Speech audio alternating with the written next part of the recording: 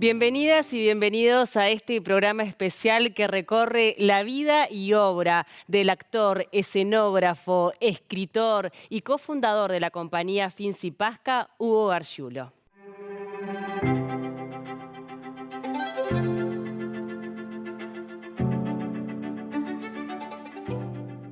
Hugo Gargiulo nace en Montevideo, Uruguay, en 1965.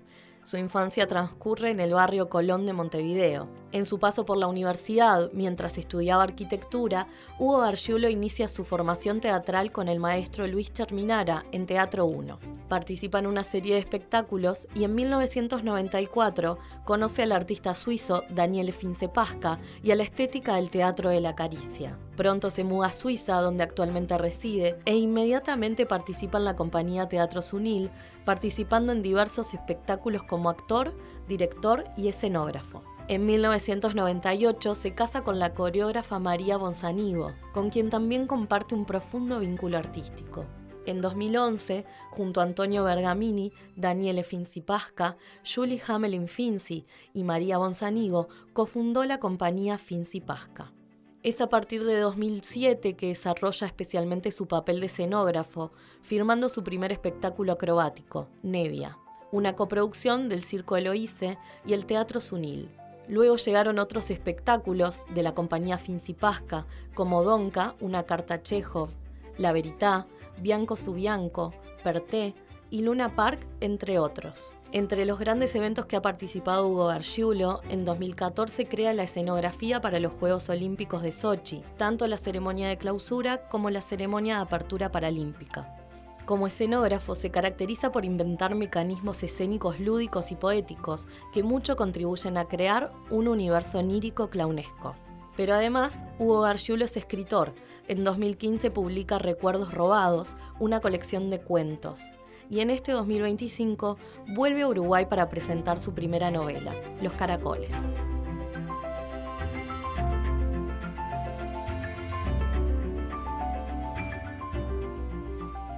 Y ya estamos con Hugo Gargiulo, que bueno, se siente como en casa porque es un lugar que conoce bien. Me comentaba antes de estar al aire que venía a participar en algunos concursos estudiantiles cuando tenía apenas 12 años. ¿Cómo andas, Hugo? Gracias por acompañarnos primero que nada. Muchas gracias por invitarme. Bueno, ¿cómo fue esa experiencia en estos estudios de Canal 5, no? Sí, yo venía con el liceo 18, y competíamos en un programa que se llamaba Olimpiada Estudiantil. Y bueno, creo que salimos terceros. Opa, bien. Te destacabas entonces, en definitiva. Sí, era un colectivo, había varios, y yo creo que estaba como en una especie de consulta que se podían hacer los titulares, o sea, era como suplente en ese caso. Está muy bien. Bueno, y ustedes ya saben que este programa tiene la característica de contar con la presencia de estudiantes que van a tener la posibilidad de hacer sus preguntas al entrevistado, así que les voy a dar la bienvenida a Antonella Rebollo. Ella es estudiante de la carrera de formación docente de la Escuela Multidisciplinaria de Arte Dramático, la EMAD, que todos conocemos. Gracias por acompañarnos, un gusto recibirte, Antonella. También estamos con Daniel Muñiz de la Escuela de Danza del Sodre, Miguel Muñiz, estudiante de danza contemporánea. ¿Cómo andás? Gracias por acompañarnos, Miguel. Camila González y Camila también Esquiera, de formación docente. Gracias a las dos. Gracias por la invitación. Bueno, y también Sara Reilly, estudiante de la carrera de ballet. Gracias, Sara. La más pequeña, ¿cuántos años tenés, Sara? ¿13? 13 años, muy chiquita. Está buenísimo esto de que puedan participar chicos de diferentes edades. Bueno, la idea es que después de charlar un rato con Hugo tengan la posibilidad entonces de hacer la pregunta que ustedes quieran sobre lo que hablamos en este bloque. Y Hugo, la idea es hablar en un principio, bueno, de tu vida, ¿no? De tus comienzos, de tu familia de origen, arrancar en Colón, ese lugar de pertenencia, esa familia con quinta, con bodega, en un Montevideo rural muy distinto al que de repente conocemos el día de hoy, ¿no? ¿Qué recuerdos tenés? Sí, yo vivía en Colón y teníamos la quinta a unos 3 kilómetros, que era ya la quinta de mis bisabuelos. Y bueno, era pasar todos los veranos juntando ciruelas y lavando damajuanas. Y entrando en los barriles, también ese recuerdo, porque yo era el único que podía entrar por la puertita a lavar los barriles. Qué lindo. ¿Eras un niño introvertido? Creo que sí. De hecho, no tenía muchos amigos y mis juegos eran muy imaginarios, con animales o con cosas. Me inventaba mundos ya en esa época. Bien, el fútbol entonces no estaba ahí El fútbol, como parte de... un desastre, un desastre. Siempre fui un desastre y bueno, cuando venía una pelota yo hacía como que siempre. Claro, imagino que habría en ti de forma bien innata esa mirada, ¿no?, hacia lo que te rodeaba, esa estética que hoy está tan plasmada en tu trabajo. Creo que sí, hay como el poder transformador de la imaginación. A veces yo miraba las cosas a través de una dama juana o de una bolita de vidrio y bueno, veía cosas que me parecía que entraba en mundos. Bien, tu destino estaba como un poco marcado, ¿no? Tú tenías que seguir como ese legado familiar hasta que la situación económica no lo permitió, que terminó siendo en definitiva un beneficio para tu carrera. Yo creo que sí. De hecho, mi padre, digamos, yo no sé si él eligió eso, también su padre hacía lo mismo, entonces bueno, era como destino que yo me tuviera que ocupar de la bodega, de la quinta, de todas esas cosas. Y tal vez me lo quiso inculcar muy de chico y capaz que ese fue el error, porque si bien era algo que me gustaba, notaba algo ahí como algo forzado, ¿no? Ese deber de tener que ser. Y bueno, sí, la crisis de los 80 se llevó por delante todas las pequeñas industrias y esa fue una de ellas. Bueno, y ahí aparece la arquitectura como una opción, en un momento también donde no había tantas carreras como hoy tienen los chiquilines, opciones en un mundo tan vertiginoso que cambia día a día. Arquitectura era una opción, bueno, bastante considerable para tu aspecto también artístico. Sí, es verdad. Yo hice toda mi formación escolar en dictadura prácticamente y no sabíamos mucho de qué hacer. Las carreras eran las tradicionales, medicina, abogacía y bueno, donde vi una posibilidad un poco más creativa es en arquitectura. Recién hablábamos con los chicos de todas las posibilidades de articulaciones que hay hoy en día entre todas las carreras que uno puede hacer, mezclarse, cruzarse, cosas que bueno, en ese momento eran impensables. ¿Cómo fue formarse en dictadura? Y en ese momento no tenés otra posibilidad de comparar. Tampoco había demasiada comunicación. Lo único que había era una televisión en blanco y negro que empezaba a las 6 de la tarde. O sea, no había, como hoy día que estamos conectados, o nos parece estar conectados al mundo. Bueno, las informaciones llegaban de manera muy así, con un libro, con el diario, Pero era tu realidad, lo que conocías y que después de repente comparaste cuando viviste en un estado democrático. De hecho, los 80 fueron como... Yo entré a la facultad en el 83 con 17 años, era muy joven y no sabía mucho de ese mundo, no viniendo de una familia de arquitectos o de profesionales. Y después, enseguida, esto del teatro me empezó empecé a ir a ver teatro, al Circular, a la Comedia Nacional, bueno, al Galpón cuando volvió. Y bueno, el mundo ese me fascinaba, pero sentía que yo tenía que estar del otro lado, no sentado en la butaca. Y bueno, no sabía cómo tampoco. Bueno, pero había como un llamado Había un llamado, a sí, hacer. sí. Y ahí aparece Teatro 1, ¿no?, que ha marcado en definitiva a tantas generaciones en nuestro país, a tantos artistas de renombre. Sí, Bebe Cherminara, que era mi maestro, que en ese momento había como dos cursos, uno de Bebe Cherminara y otro de Alberto Restuccia, y yo llamaría como el grupo luminoso y el grupo un poco más oscuro, de las cosas más oscuras. Yo estaba en el grupo luminoso. Te tocó la luz. En el 88, sí, ahí en la calle Rivera, hoy día es una farmacia, creo, algo así. Y bueno, en un garage experimentábamos el espacio, como decía Bebe, y para mí fue como una libertad nueva, una cosa así, un descubrir posibilidades, y además un grupo maravilloso de gente con la que hasta hoy día soy amigo. Claro, un momento donde también se despertó esa sensibilidad, ¿no?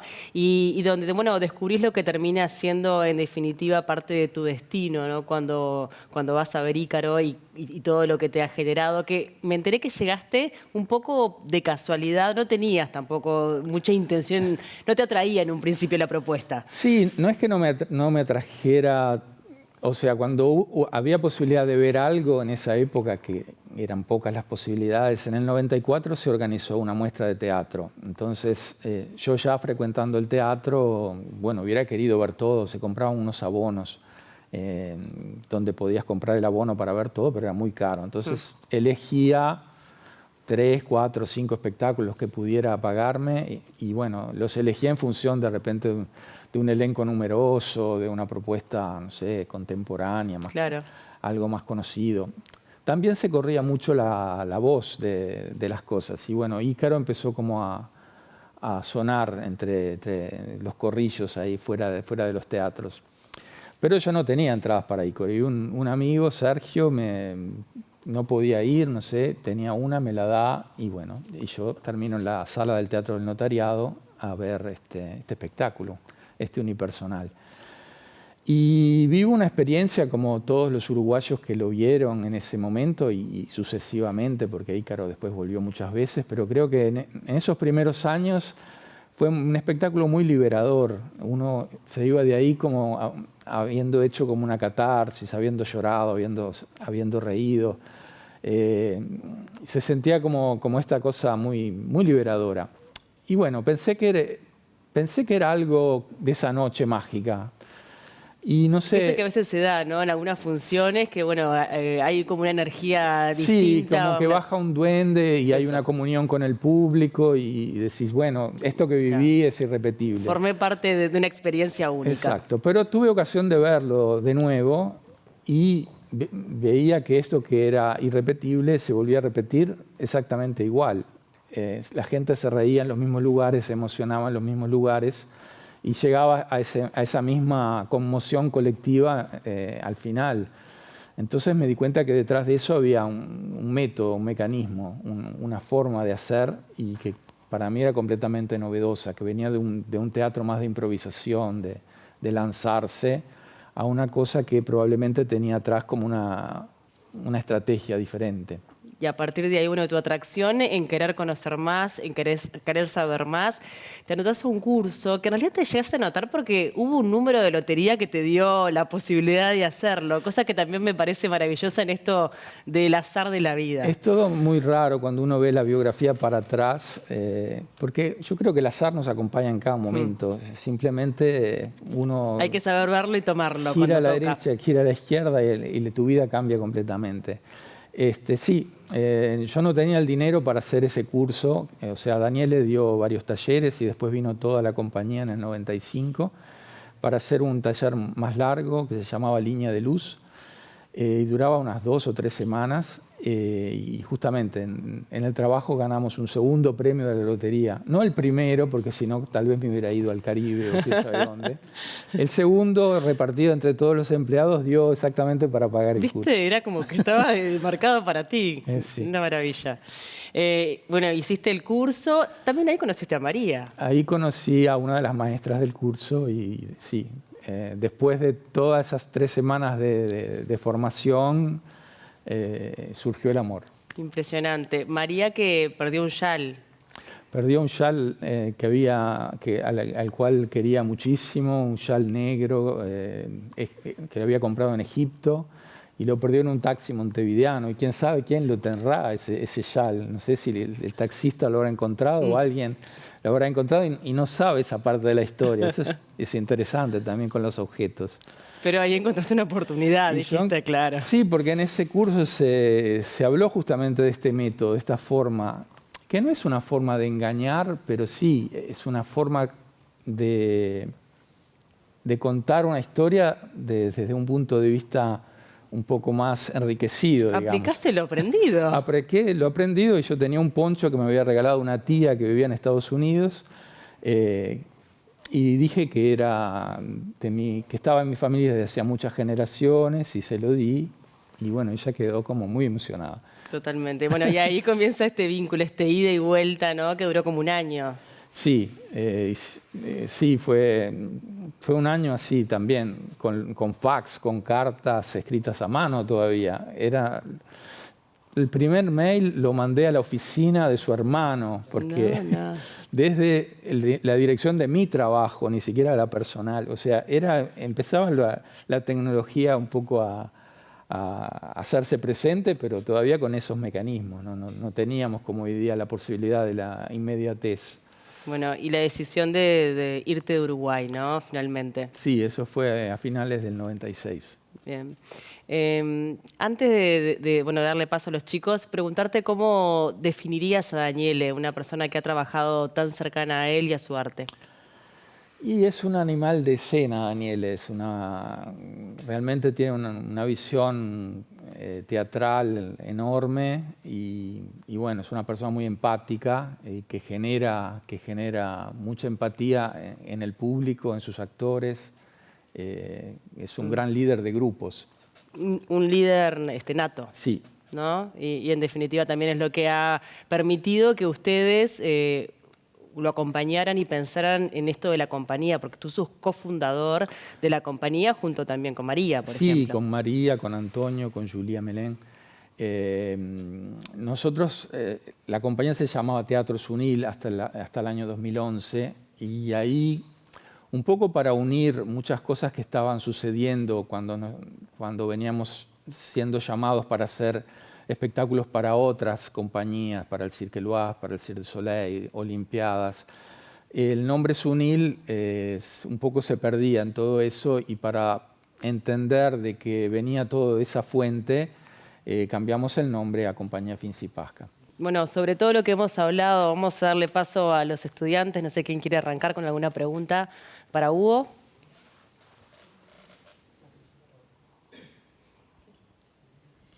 Yo tengo una pregunta. Sí, cuando empezaste teatro, ¿ya viste esta oportunidad de poder tomar lo que habías visto en arquitectura y fusionarlo con el teatro? No tanto porque, el teatro que empezamos a hacer nosotros era muy, muy simple, o sea, de muestras de teatro. Después, un espectáculo para niños que fue en el 89, con el cual ganamos el Florencio. Ahí sí un poco me ocupé de los objetos, pero fue un espectáculo muy, muy, muy interesante para nosotros, que éramos completamente verdes en esto de hacer teatro. Pero bueno, fue una creación colectiva con la que después ganamos el Florencio y tuvo un gran éxito. Se llamó El Prinzoquito. Y ahí, por ejemplo, había una tortuga donde la caparazón era una palangana roja. Y todo era un poco así, con las cosas de la casa, cómo juegan los niños con las cosas, transformarlo en algo. Y creo que fue muy, muy, muy lúdico eso. Después dirigí otro espectáculo que se llamaba Play Stop Auto Reverse y también ahí era ir a la feria y comprar una muñeca, dos sillas, una jaula, objetos que tenían como un aire de haber vivido algo. Y en los inicios de la compañía un poco también había esa simplicidad en las escenografías. Entonces ni siquiera estaba como el rol del escenógrafo. Era prácticamente una apuesta con objetos y algunos efectos especiales. Después, recién en los años, a los fines del 98, el 99, empezaron puestas un poco más complejas y bueno, yo empiezo a definirme escenógrafo a pesar de que me ocupaba muchas veces de esto, de los objetos, de la estética, en el 2007 con Nevia, que fue la primera creación donde tenía este rol así muy claro, escenografía. Bien, ¿alguna pregunta más? Hola, ¿cómo estás? Hola. Traigo un poco esto que dijiste, como de que cuando eras niño que veías el mundo como a través de una canica, de una dama Juana, sí. Como con estos lentes, así como una metáfora de ver el arte, ¿no? Y ahora, después de toda esta trayectoria y además de no solo haber nacido en un lugar completamente distinto en el que estás viviendo ahora, ¿qué le dirías hoy con esta trayectoria a ese niño que estaba mirando, por ejemplo, atrás de esa canica? ¿O qué consejo le darías? ¿Qué le dirías un camino para tomar? ¿Qué le dirías? Y le diría de no desesperar y de confiar en sus sueños, porque realmente, objetivamente, las chances de hacer lo que hago no eran para nada claras. Yo creo que eran una en 1.000.000. Pero bueno, es lo que me tocó. Entonces, bueno, creo que confiar y tirarse al agua también. Hay veces que hay que tirarse al agua. ¿Y sentís que de esos universos que estuviste viendo a través de esos lentes, pudiste concretar alguno? Concretar universos, o sea, sí pude recrearlos, pude crear, pude seguir jugando. Capaz que es un poco eso lo que a mí me faltó en la infancia, porque como tenía que trabajar, trabajaba en la bodega y los juegos eran más o menos relativos a lo que me inventaban, tanto que lavaba una dama Juana, o sea, no jugaba con otros niños, no jugaba en mi cabeza. Entonces, capaz que eso de estirar el seguir jugando es lo que me llevó a hacer lo que hago. Bien. ¿Tenemos alguna pregunta más antes de ir a la tanda? Bien, vamos a hablar más adelante también de lo que tiene que ver con el desarrollo de la compañía Finzi Pasca, cómo ha participado de apertura y clausura de Juegos Olímpicos y esto también de tener como el corazón partido, ¿no? Ya se van a cumplir casi 30 años viviendo en Uruguay, 30 años en el exterior. ¿Cómo sobrellevar eso y cómo marcar la identidad?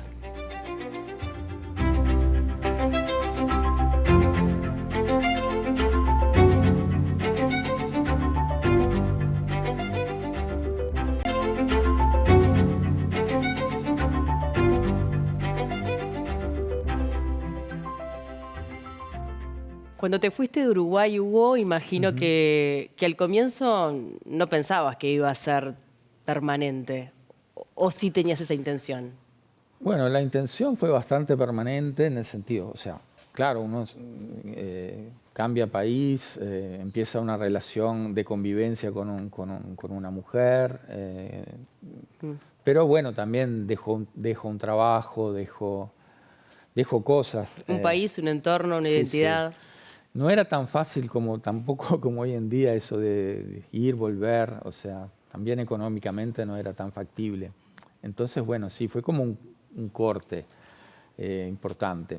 Pero claro, todo hubiera podido ser diferente. ¿Sí? Habría podido, o sea, sobre todo la parte familiar, afectiva. Hace 30 años que estoy con María y funcionó, digamos. ¿Y cómo es eso de tener el corazón partido? Y tener el corazón partido porque, bueno, cuando uno de alguna manera pasó ya 30 años en un lugar y 30 en el otro, lo que me está pasando ahora, un poco evaluar de qué parte estoy y si realmente alguna vez corté totalmente los vínculos, y no, nunca corté totalmente los vínculos.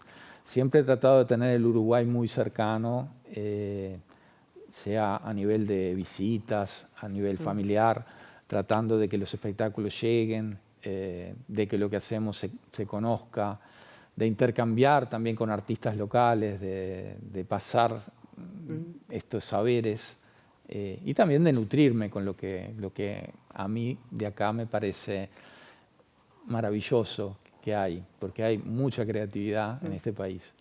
También está buena esa mirada, ¿no? Que no es permanente, esa mirada del que viene de afuera, ¿no? Que conoce, pero que viene de afuera. Imagino que cada año verás cosas diferentes. Sí, yo hacía un espectáculo, uno de los primeros espectáculos que hice con la compañía se llamaba Así se tiraba el destino, y era un espectáculo muy pequeño que hacíamos con una mesita y era una lectura del destino a una persona, con alrededor 6, 7, 8 personas.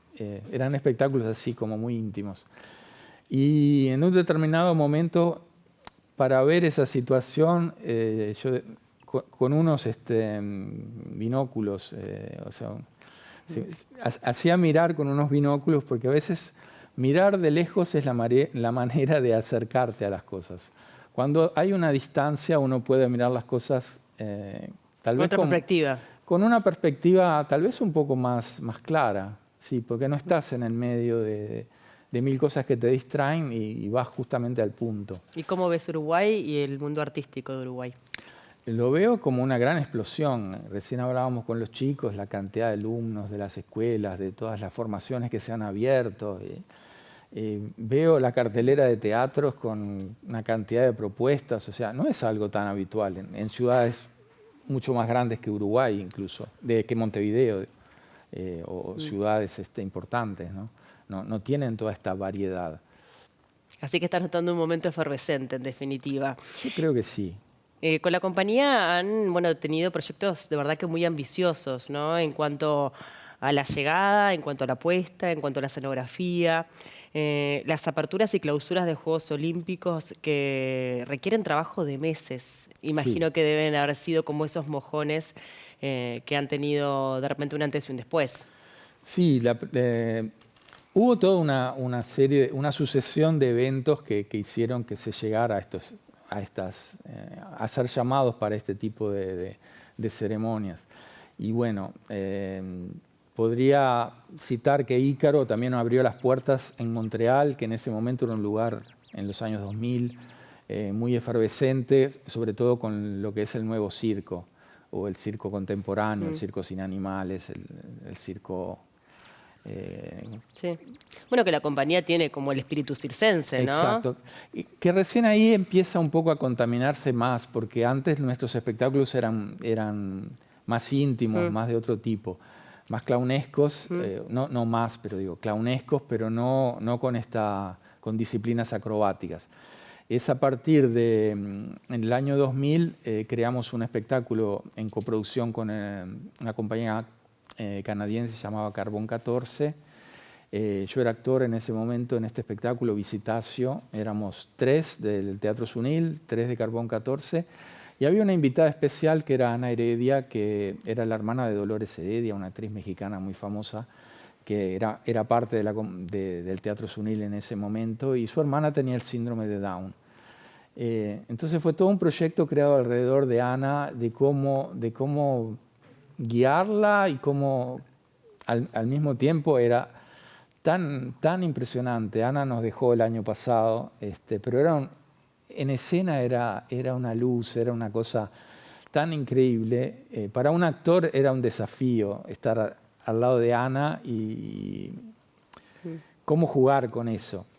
Bueno, ese espectáculo fue lo vieron muchas personas en Montreal del mundo del circo, y justamente a partir de ahí pidieron a Daniele una dirección, luego otra, y bueno, llegó una trilogía con el Cirque Éloise, un espectáculo para el Cirque du Soleil, el primero, que fue Corteo, que hoy día sigue en gira, ahora está en Australia.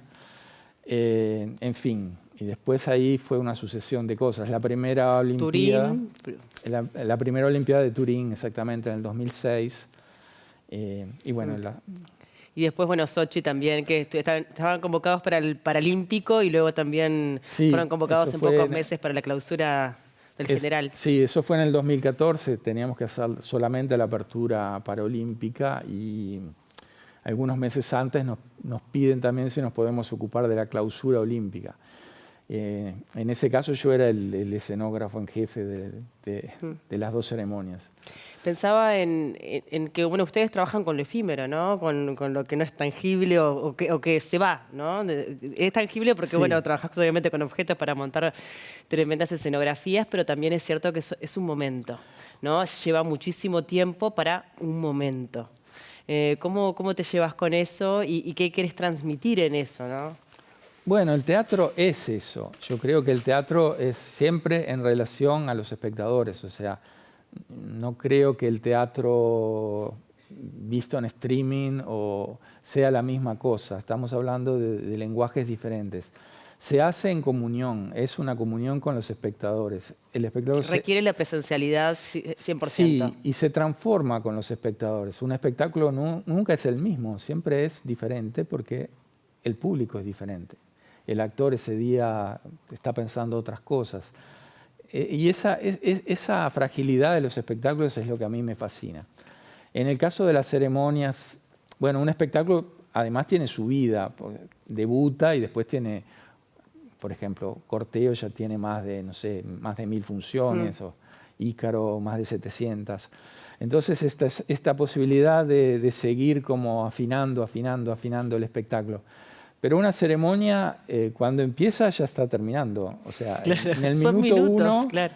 Lo que estás viendo es la única vez que se va a hacer. Y eso es bastante impactante. Sin duda. que involucra a muchísimas personas, en el antes, en el después, en el presente. Estás encargado desde hace ya varios años al tema escenográfico. Sí. ¿Cómo es que trabajás para que interactúe de la forma adecuada con los artistas en escena, para que diga lo que tenga que decir? Bueno, es parte de esta danza. En cada proyecto, además, es lo que tenías del anterior es como una página nueva, nuevos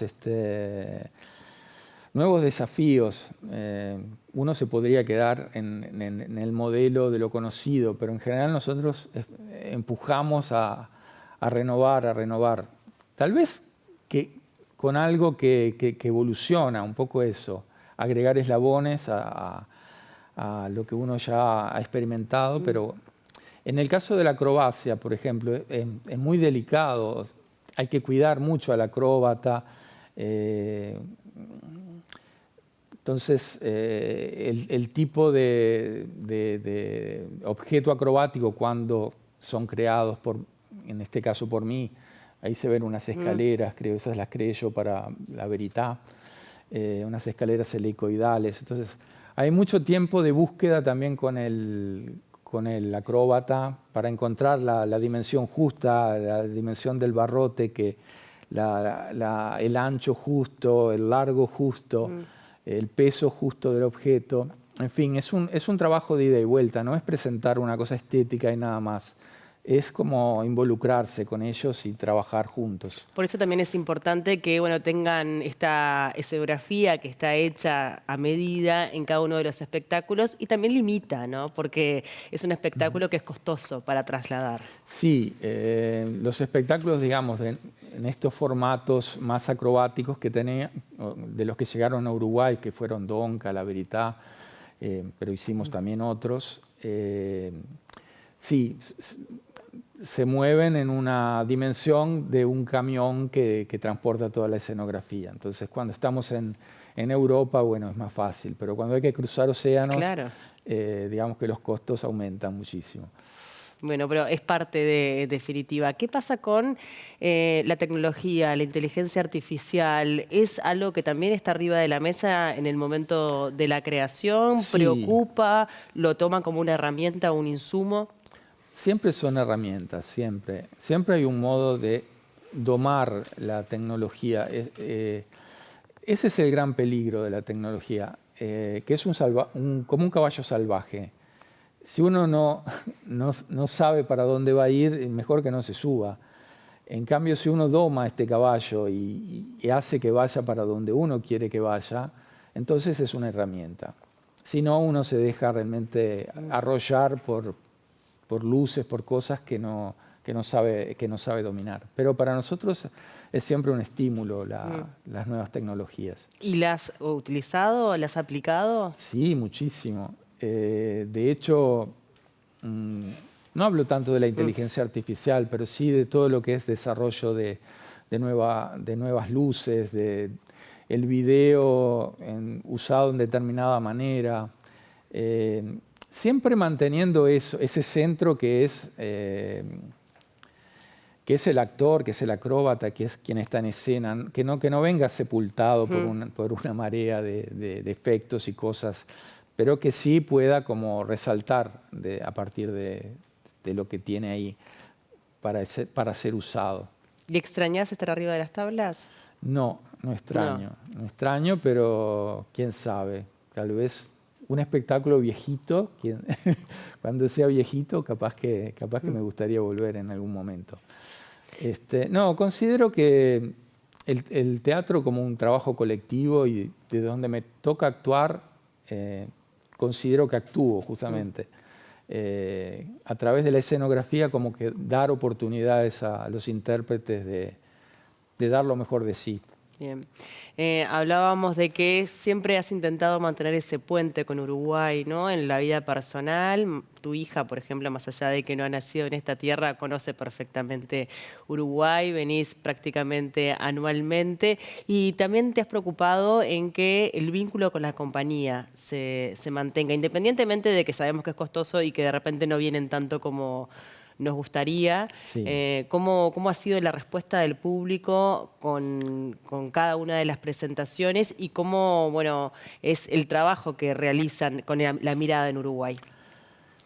Yo creo que la compañía es muy, muy querida y también tenemos amigos muy, muy queridos. Y bueno, hubo un momento donde podíamos mostrar estos grandes espectáculos que un poco a partir del 2020 se rompió un poquito. Sí. De hecho, se está como reconstruyendo una red de contactos internacionales y bueno. Y yo creo que vamos a volver, seguramente volveremos.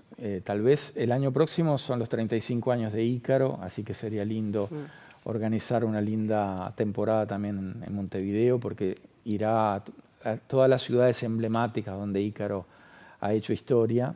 Y nuestro último espectáculo, que es un homenaje a Venecia, Titizé, sería fantástico que pudiera venir a Montevideo. Y bueno, estoy también tratando de mover esos hilos acá. Totalmente. Para que sea posible. Además, viste que los uruguayos como que adoptamos un poco a Daniele, ¿no? A partir de Ícaro se armó como esa comunión. Es ciudadano ilustre. Por eso, ciudadano ilustre, sí. Y me imagino que, bueno, que también está su intención de siempre de regresar a esta tierra. Quería hablar también en el plano personal.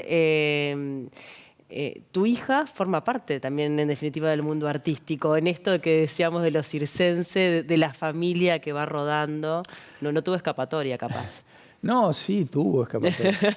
No, pero Juana sí, nos ha seguido siempre, desde muy chiquita, ha siempre visto todos los ensayos.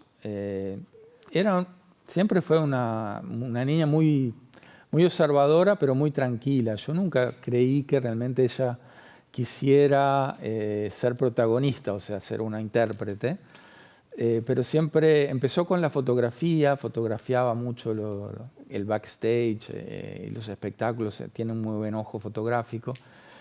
Pero bueno, en el 2020 pensamos que iba a ser un curso, después de terminar allá el secundario, el liceo, pensamos que iba a ser algo más justamente con la fotografía o con el diseño. Pero no, quiso hacer una escuela de acrobacia. Y ahí nos sorprendimos un poco, pero bueno, siempre la sostuvimos en eso. Y hizo una escuela de acrobacia en Turín. Y justamente era en la escuela de acrobacia donde nosotros ensayábamos partes en pequeños grupos en las Olimpiadas. Y ella era muy chiquita, tenía 3 años. Y volvió a esa escuela como estudiante. Hizo 2 años de acrobacia y bueno, y ahora está haciendo una escuela de danza en Barcelona, pero ya entró en varios espectáculos de la compañía como en diversas maneras, como cantante, o sea, cantando en las bandas sonoras y también como intérprete, ahora en Titizé, sustituyendo a un acróbata que se había lastimado por unas 2 o 3 semanas. Bien. Así que bueno. Así que hay algo ahí también en el ADN que ha sido transmitido, ¿no? Preguntas, chicos, para Hugo. ¿Tienen alguna sobre su desarrollo artístico? Buenas. Bueno, las creaciones escenográficas que he visto tuyas son increíbles y a la vez son de gran extensión y complejidad.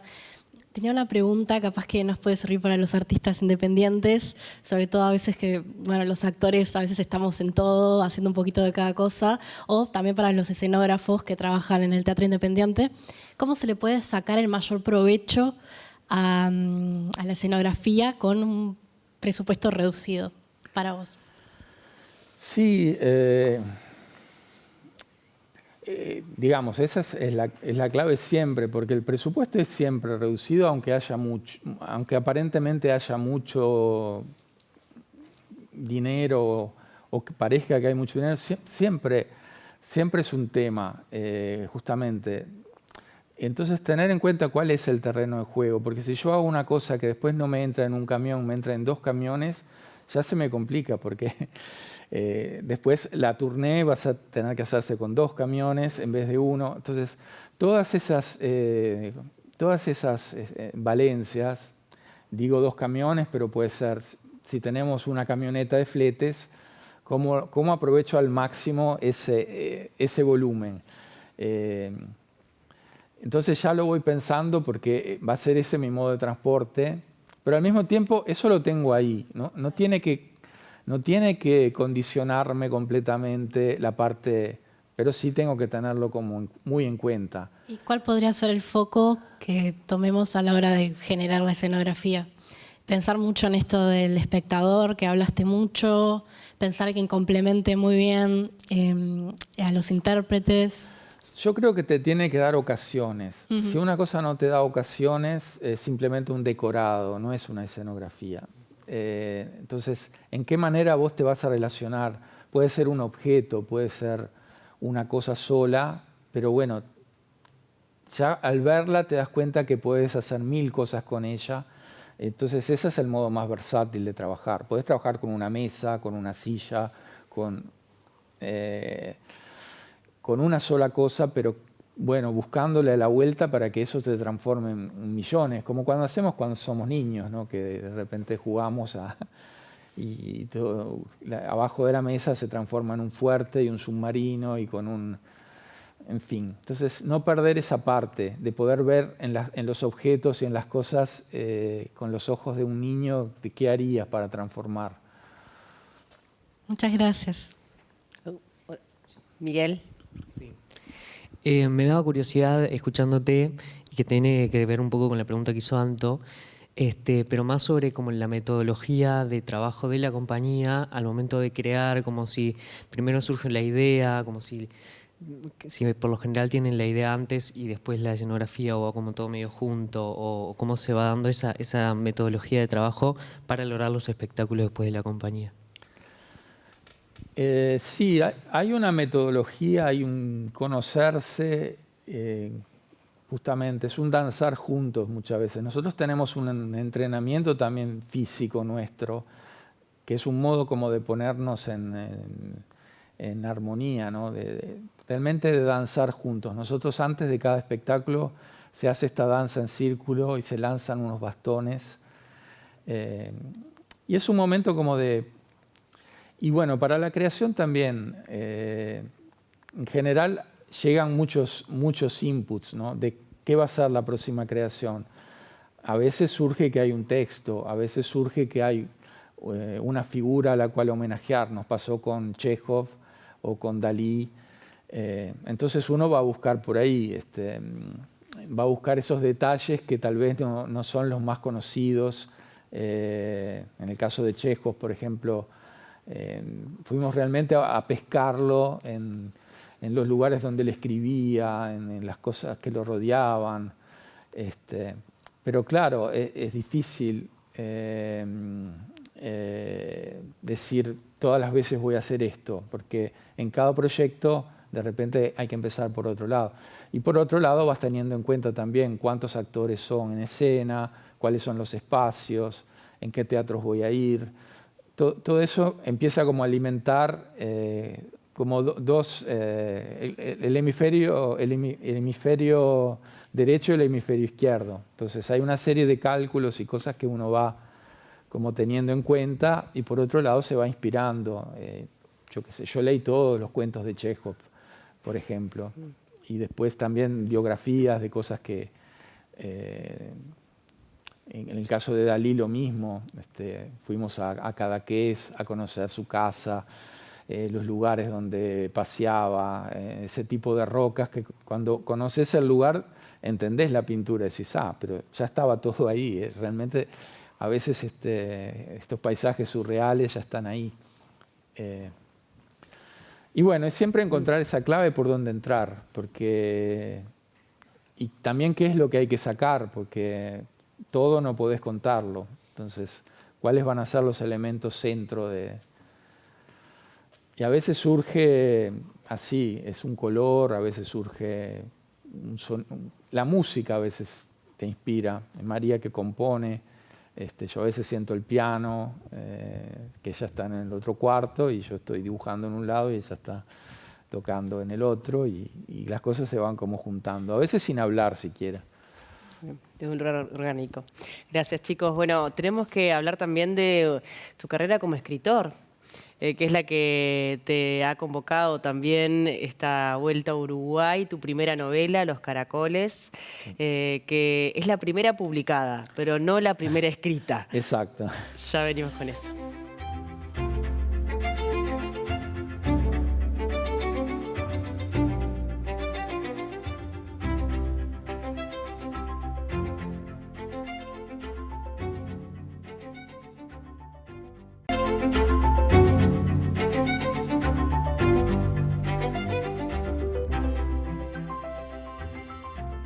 La escritura en la vida de Hugo también ha dicho presente y en definitiva es lo que uno mira desde afuera a nivel artístico, lo acerca mucho a Uruguay por esa forma de decir tan rioplatense.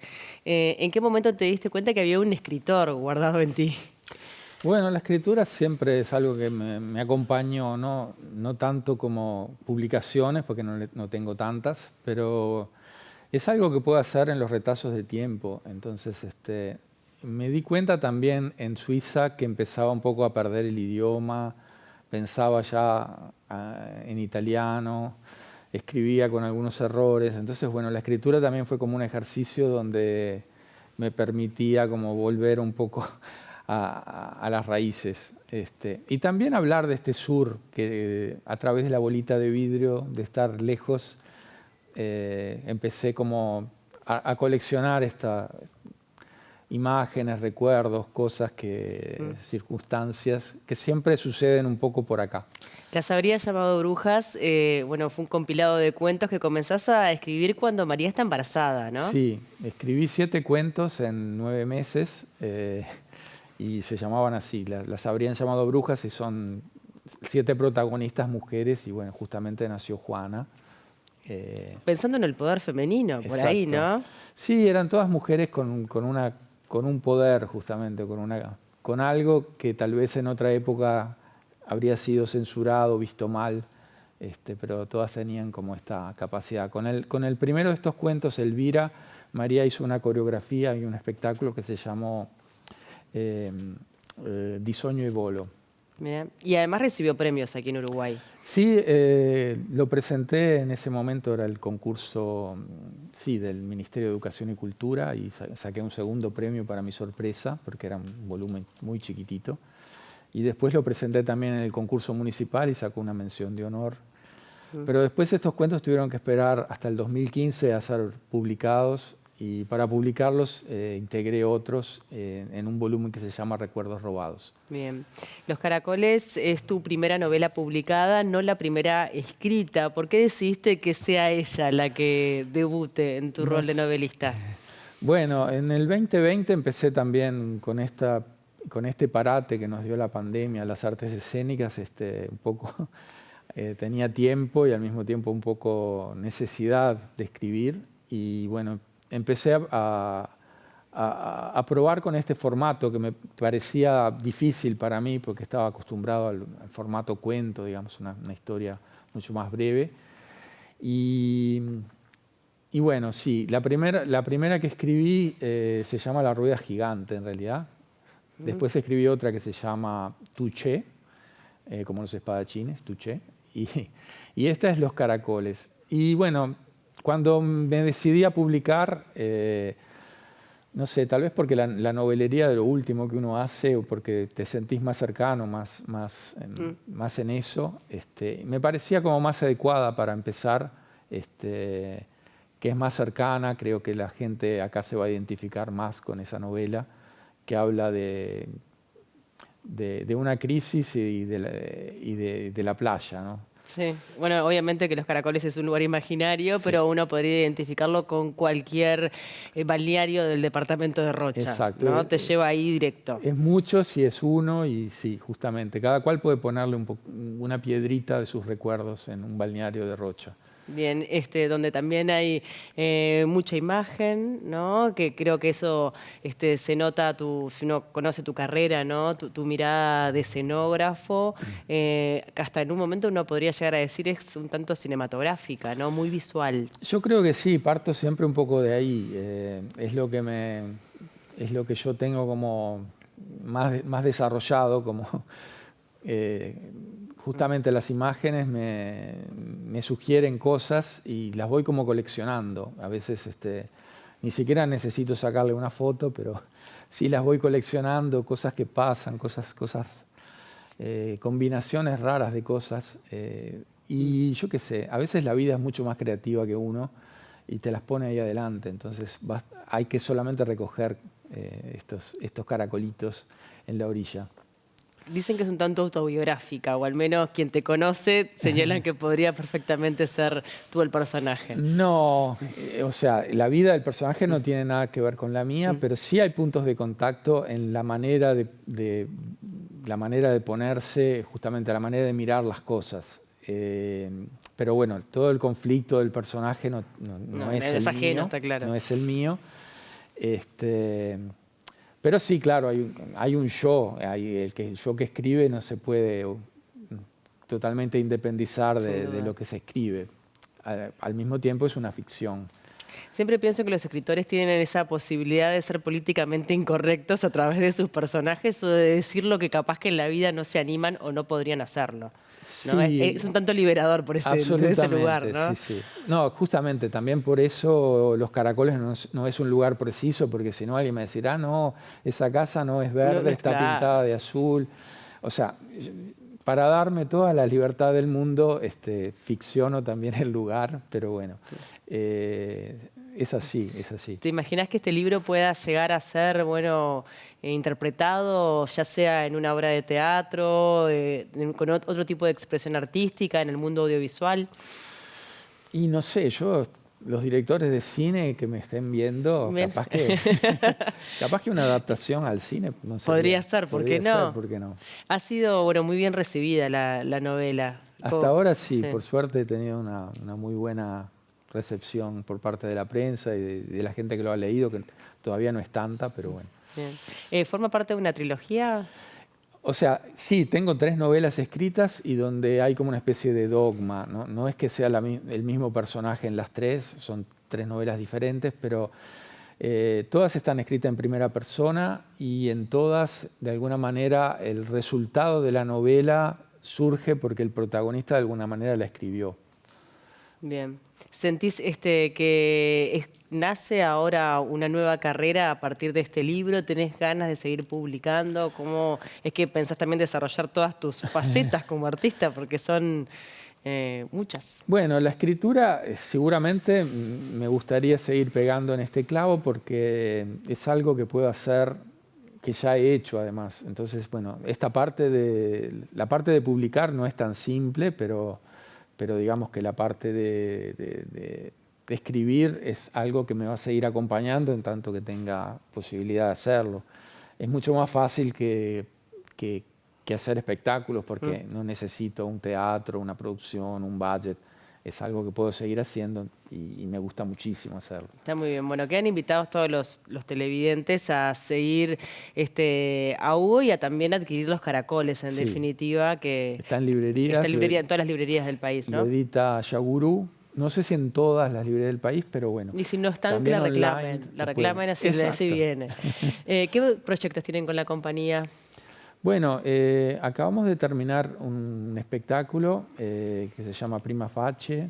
Es un texto de Susie Miller que creo que se presenta en estos días también en Montevideo. Es un texto que está teniendo un gran éxito en muchos países del mundo. Creo que ya se hizo en 30 idiomas. Y nosotros tenemos los derechos para hacerlo en italiano. Así que bueno, este espectáculo debuta ahora en octubre en Roma. Titizé es este espectáculo homenaje a Venecia. Todos los veranos, o sea, el verano pasado, este verano y el próximo, está en Venecia, en el Teatro Goldoni, nada menos, que es el más antiguo uno de los más antiguos de Italia. Tiene 400 años este teatro. Y está yendo muy, muy bien. Tiene una tournée también. Este año estuvo un mes en París, va a estar en Budapest, en distintos lugares, y justamente el año próximo probablemente cruce el océano y esperemos tenerla por acá.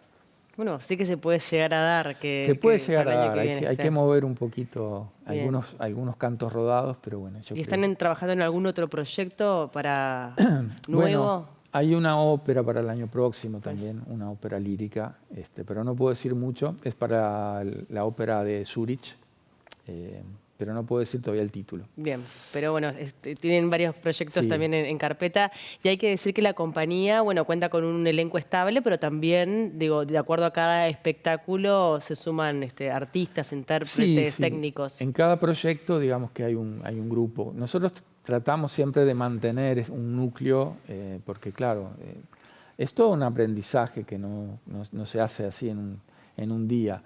Entonces, bueno, mantener el grupo es algo que en general hemos tratado de hacer, pero bueno, sí, en cada proyecto se suma gente y eso también es lo lindo. ¿No? Y hay como buena compañía circense, gente del mundo entero, ¿no? Sí, en un momento éramos más de 20 nacionalidades en los espectáculos. Eso es espectacular, en Sí, definitiva. sí. Me imagino que será también un gran aprendizaje, ¿no? Exacto, sí. El saber compartir e intercambiar hasta a nivel artístico, ¿no? De otras culturas, de música folclórica, de diferentes partes del mundo. Absolutamente, sí. Es la magia del teatro, que el teatro es una familia y también es una nación. Yo me siento en casa también en Uruguay, pero también en los teatros del mundo me siento en casa. Muy bien. Chicos, ¿tenemos preguntas para Hugo? Sí, yo tengo una pregunta con relación a cómo hace esa gente para entrar a la compañía. ¿Hay audiciones? ¿Vos te acercaste mediante un curso? ¿Cómo funciona eso? Bueno, depende de los proyectos. Sí, por ejemplo, para Tititsé llamamos audiciones. En ese caso era un proyecto veneciano, entonces queríamos involucrar un poco a la gente de esa zona. Pero escríbanos, manden cosas. Me van a llegar varios, porque hay mucha Van a gente de llegar, otro lado van a mirando que llegar. se va a correr la bola. Bueno, se pueden comunicar con la compañía ¿Cómo no? Finsipasca, ¿Cómo no? ¿no? Sí, Deben sí. tener una web y allí hay de repente un lugar para anotarse, inscribirse. Sí, en nuestra web seguramente encuentran manera de...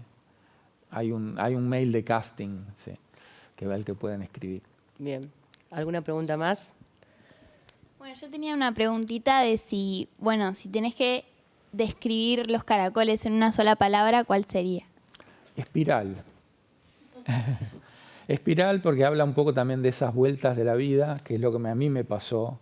A veces te parece que estás muy alejado del centro, pero basta una vuelta y estás de nuevo ahí. Y también el contrario. A veces te parece que estás en un algo que no podés, que es siempre el mismo centro y basta una vuelta y ya estás en otro lado. Entonces, bueno, es ese confiar en esa espiral. Totalmente. ¿Alguna pregunta más? Yo tengo una última. Quería saber un poco qué pensabas vos en el mundo en el que estamos hoy con todo lo que pasa. ¿Cuál sigue siendo ese valor de estos proyectos artísticos como los escénicos o como la escritura? Sí, es un mundo muy difícil y justamente yo creo que hay que sostener lo que sostiene. Entonces, a mí el arte me sostuvo y me sostiene, entonces yo tengo que seguir luchando para sostener a otros. Creo que es la tarea en este momento. Si ustedes creen que lo que hacen tiene un valor, hay que sostener eso. Bien. Imagino que también el hecho de ser auténtico, de defender tu manera de pensar y de sentir, hace que uno luego, cuando pasan los años, se sienta orgulloso del camino transitado, ¿no? De que no se ha defraudado a sí mismo, que es todo un desafío. Es todo un desafío, cada vez, sí. Bien. Este mundo, como decía Miguel, tan convulsionado, de alguna forma también inspira para que el arte modifique maneras de pensar, de sentir de los otros. Seguramente, nuestro modo siempre fue muy de empatía, entonces es tratar de generar esta empatía, esta caricia, teatro de la caricia, es un término que no hemos nombrado, pero que caracteriza la compañía, es ese crear un vínculo, y bueno, ese vínculo yo creo que más que nunca es necesario. Ese lazo que nos une, ese lazo invisible a todos como humanidad, ¿no? Exacto. Que cuando uno toca eso, bueno, es la verdad. Nos quedamos con esa última reflexión que me pareció maravillosa, la tuya, Hugo. Y les agradecemos a ustedes por habernos acompañado en esta edición de Notables. Gracias, chiquilines. Gracias, Hugo. Ojalá que podamos disfrutar de la compañía el año que viene. Ojalá que se concrete. Ojalá que sí. Muchas gracias. Bueno, felicitaciones por todo el trabajo y también por todo lo escrito. Gracias por el tiempo. Nos despedimos. Hasta la próxima.